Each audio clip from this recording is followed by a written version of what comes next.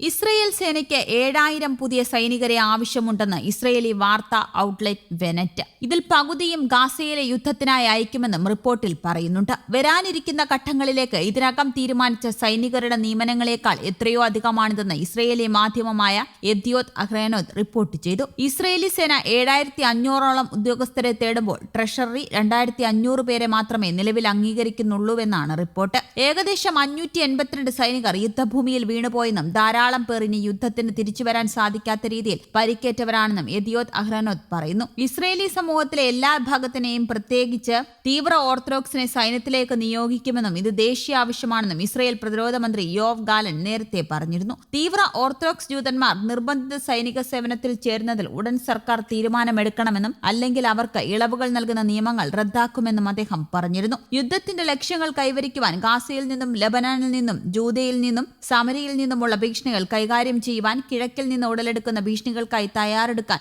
ഭാവിയെക്കുറിച്ചുള്ള തീരുമാനങ്ങളിൽ നമുക്ക് ഐക്യവും പങ്കാളിത്തവും ആവശ്യമാണെന്നും ഗാലന്റ് വാർത്താ സമ്മേളനത്തിൽ പറഞ്ഞു. ഇസ്രയേലി സൈന്യം പുറത്തുവിട്ട ഡേറ്റ പ്രകാരം ഒക്ടോബർ 7 മുതൽ 582 ഇസ്രയേലി സൈനികരാണ് കൊല്ലപ്പെട്ടത്. ഒക്ടോബർ 27 ഗാസയിൽ ആരംഭിച്ച കരയുദ്ധത്തിൽ മാത്രം 242 സൈനികർ കൊല്ലപ്പെട്ടു. ഗാസ മുനമ്പിലെ യുദ്ധക്കളത്തിൽ പരിക്കേറ്റ 1431 സൈനികർ ഉൾപ്പെടെ 3009 സൈനികർക്കും ഉദ്യോഗസ്ഥർക്കും പരിക്കേറ്റിട്ടുണ്ട്. അതിനിടെ ഇസ്രയേൽ ആക്രമണത്തിൽ ഗാസയിൽ 7 ബന്ദികൾ കൂടി കൊല്ലപ്പെട്ടതായി ഹമാസ്. ഇവരെ പരിപാലിക്കാനായി ചുമതലപ്പെടുത്തിയ ഹമാസ് പോരാളികളും കൊല്ലപ്പെട്ടു. അൽ അഖ്സാം ബ്രിഗേഡ് വക്താവ് അബു ഉബൈദയാണ് ഇക്കാര്യം ഔദ്യോഗികമായി അറിയിച്ചത്. അതേസമയം ഗാസയിൽ വെടിനിർത്തൽ ആവശ്യപ്പെട്ട അമേരിക്ക ഉൾപ്പെടെയുള്ള രാജ്യങ്ങളിൽ കടുത്ത സമ്മർദ്ദമാണ് ഉയരുന്നത്. ഗാസയിൽ ഭക്ഷണത്തിനായി കാത്തുനിന്നവർക്ക് നേരെ ഇസ്രയേൽ നടത്തിയ കൂട്ടക്കുരുതിയിൽ പ്രതിഷേധവും ശക്തമാണ്. ആക്രമണത്തിൽ 112 പേരാണ് കൊല്ലപ്പെട്ടത്. ഇസ്രയേൽ കൂട്ടക്കൊലയ്ക്കെതിരെ സ്വതന്ത്ര അന്വേഷണം വേണമെന്ന് UN secretary general Antonio Guterres പറഞ്ഞു. ഭക്ഷണത്തിനായി കാത്തുനിന്നവർക്ക് നേരെ നടത്തിയ കൂട്ടക്കുരുതിയിൽ ഇസ്രയേൽ സേനയെ കുറ്റപ്പെടുത്തി